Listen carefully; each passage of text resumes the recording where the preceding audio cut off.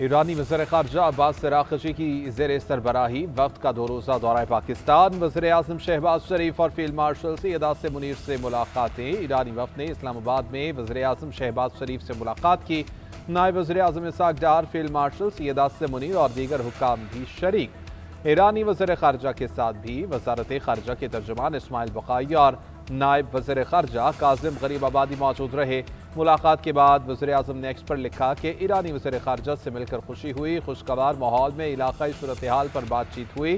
پاکستان اور ایران کے باہمی تعلقات کو مزید مضبوط بنانے پر گفتگو ہوئی۔ نائب وزیر اعظم اسحاق ڈار نے بتایا کہ وزیر اعظم اور ایرانی وفد کی ملاقات تقریباً 2 گھنٹے جاری رہی۔ پاکستان نے خطے میں امن و استحکام کے لیے سفارتکاری کی اہمیت پر زور دیا۔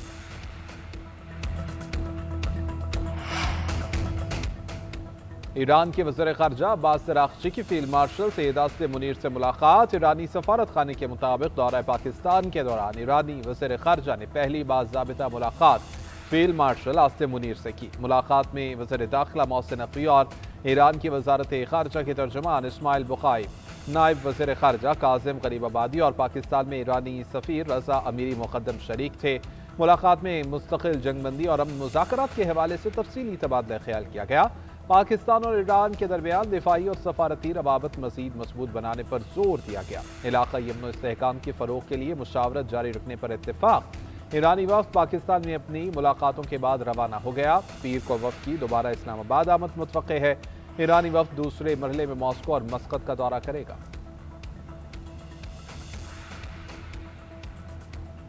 اسلام آباد میں مذاکرات کے لیے وفد کے اراکین سٹیوٹ کورف جیرڈ کشنر کا دورہ منسوخ کر دیا گیا۔ گزشتہ روز وائٹ ہاؤس کی ترجمان کیرولین لیوٹ نے یہ بتایا تھا کہ سٹیوٹ کوف اور جیرڈ کشنر ہفتے کی صبح اسلام آباد کے لیے روانہ ہوں گے۔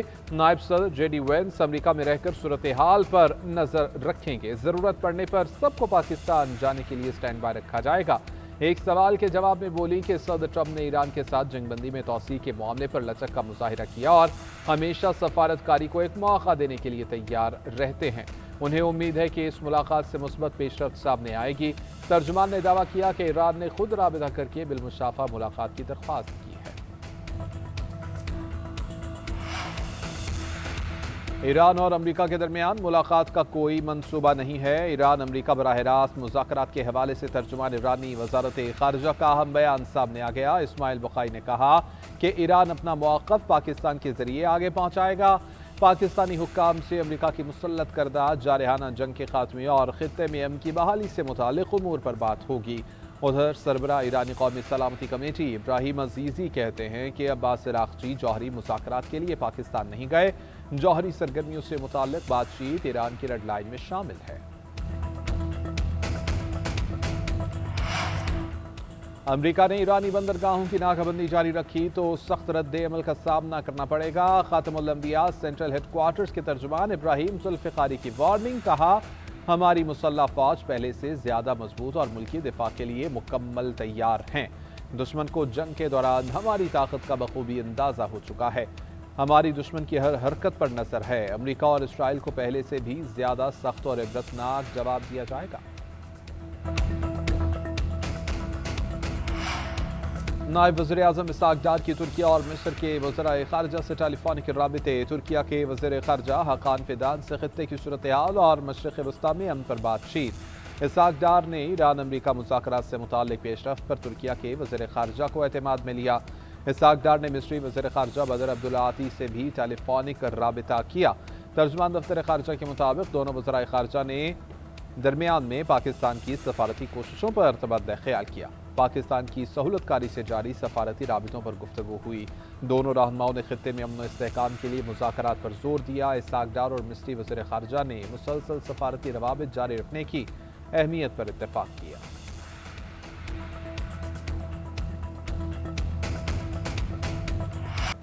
ایران امریکہ امن مذاکرات پر پاکستان کا پالیسی بیان صرف سرکاری طور پر جاری ہوگا۔ پرنٹ اور سوشل میڈیا میں بے نام افسران اور ذرائع کے حوالے سے جاری خبریں پاکستان کے سرکاری موقف کی تائید نہیں کرتی۔ نائب وزیر اعظم اسحاق ڈار کہتے ہیں کہ میڈیا قیاس آرائیوں پر مبنی خبروں سے گریز کرتے ہوئے سرکاری بیانات پر توجہ مرکوز کرے۔ ہم ایران امریکہ مذاکرات میں امن و استحکام کے لیے سہولت کاری کر رہے ہیں۔ पाकिस्तान खित्ते में और उससे बाहर अमन के लिए बातचीत की कोशिशें जारी रखे हुए है, जो आइंदा भी जारी रखी जाएंगी।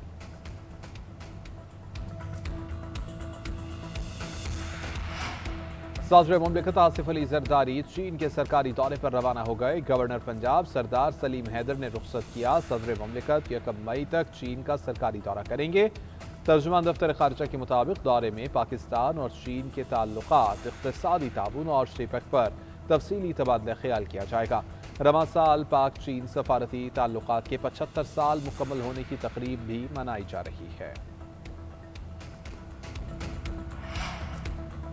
अमेरिका ने ईरानी तेल की तिजारत पर चीन की ऑयल रिफाइनरी और 40 शिपिंग कंपनियों पर पाबंदियां लगा दी। ईरानी तेल की नकलो हमल में मुलव्वस चीनी रिफाइनरी और दर्जनों जहाज़ों को ब्लैक लिस्ट कर दिया गया। ट्रंप इंतजामिया के मुताबिक इन पाबंदियों का मकसद ईरान की आमदन के सबसे बड़े जरिए तेल की बरामदात को मुकम्मल तौर पर रोकना है।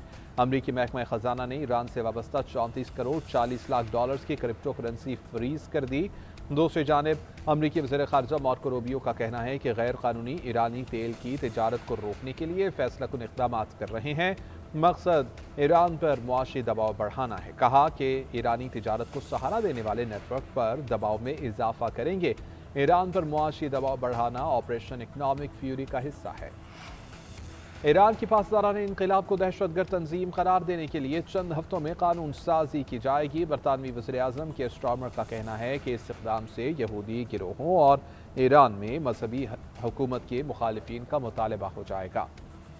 फाइनेंशियल टाइम्स के मुताबिक पहला मौका होगा कि किसी मुल्क की मुसल्लह फौज को बरतानिया दहशतगर्द करार देगा, जबकि यूरोपीय यूनियन फरवरी ही में फैसला कर चुकी है कि पासदारान इनकलाब को दहशतगर्द करार दिया जाएगा।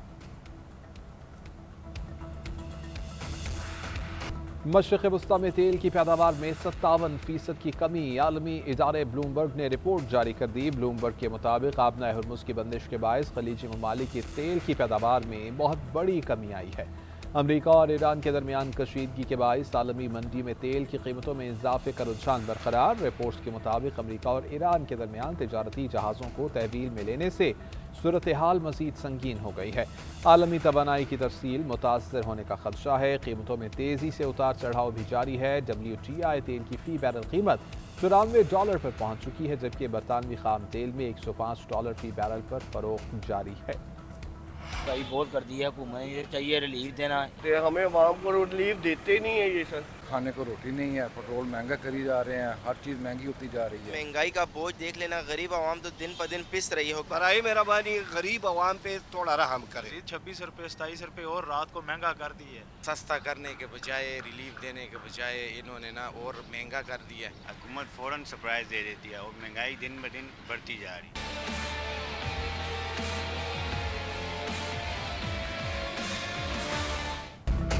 पेट्रोलियम मसनूआत की कीमतों में इजाफे ने शहरियों की मुश्किलात में मजीद इजाफा कर दिया। वफाकी हुकूमत ने पेट्रोल और डीजल की कीमतों में 26 रुपये 77 पैसे फी लीटर का इजाफा कर दिया। पेट्रोलियम मसनूआत की कीमतों में इस बड़े इजाफे के बाद अवाम में शदीद गम गुस्सा। शहरियों का कहना है कि पहले ही महंगाई ने कमर तोड़ रखी है, ऊपर से पेट्रोल की कीमतों में मजीद इजाफा नाकाबिले बर्दाश्त हो चुका। दूसरी जानिब पेट्रोलियम मसनूआत में इजाफे के बाद गुड्स ट्रांसपोर्टर्स ने भी 10% किराए बढ़ाने का ऐलान कर दिया। सदर Pakistan goods transport alliance Malik Shahzad Awan का कहना है कि हम वफाकी हुकूमत को बार बार दरख्वास्त कर रहे हैं कि पेट्रोलियम मसनूआत की कीमतों में इजाफा करना मजबूरी है, तो चालान और टोल टैक्स समेत दीगर टैक्सेस को ख़त्म किया जाए।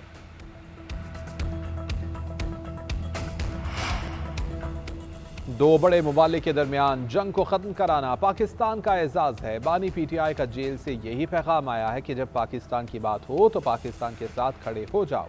चेयरमैन PTI बैरिस्टर गौहर की फैसलाबाद में साहबजादा हामिद रजा के घर आमद। मीडिया से गुफ्तगू में कहा कि हुकूमत जब अपने लोगों को बेगाना कर देगी तो किसी कामयाबी का मज़ा नहीं रहेगा। आपस की लड़ाई का पाकिस्तान को नुकसान होगा। सियासी इख्तिलाफात को ज़ाती रंजिश ना बनाया जाए। हम अपनी तहरीक भी चलाएंगे और हर फोरम पर अपनी आवाज़ भी उठाएंगे। बानी PTI और बुशरा बीबी समेत तमाम कारकुनों और रहनुमाओं को रिहा किया जाए। हमने बानी की हिदायत पर जलसा मुलतवी किया और बैनुल अक़वामी मेहमानों को वेलकम किया। افسوس کے ساتھ کہتے ہیں کہ بانی کو آنکھوں کے علاج کے لیے اسپتال منتقل۔ وزیر اعلیٰ مریم نواز نے پنجاب میں الیکٹرک بسوں کی پروڈکشن کی منظوری دے دی۔ الیکٹرک بسیں بنانے والی کمپنی نے ٹیکسلا میں اپنا پروڈکشن یونٹ لگانے کی تیاری شروع کر دی۔ دوسری جانب وزیر اعلیٰ پنجاب کی زیر صدارت خصوصی ویڈیو لنک اجلاس۔ پنجاب کی ہر تحصیل میں state of the art veterinary اسپتال قائم کیا جائے گا۔ میٹ کمپنیاں ایکسپورٹ کے لیے تیار 3 لاکھ مویشیوں کا گوشت امپورٹ کریں گی۔ پنجاب میں میٹ ایکسپورٹ کے لیے چینی کمپنی سمیت 7 اداروں سے ایم او یو پر دستخط ہو چکے۔ پنجاب 10 لاکھ جانور ایکسپورٹ کرے گا۔ وزیر اعلیٰ پنجاب کہتی ہیں کہ ماضی میں لائف سٹاک جیسے اہم شعبے کو نظر انداز کیا جانا انتہائی افسوسناک ہے۔ لائف سٹاک فارمرز کی معاشی خود انحصاری کا ذریعہ بنتے ہیں۔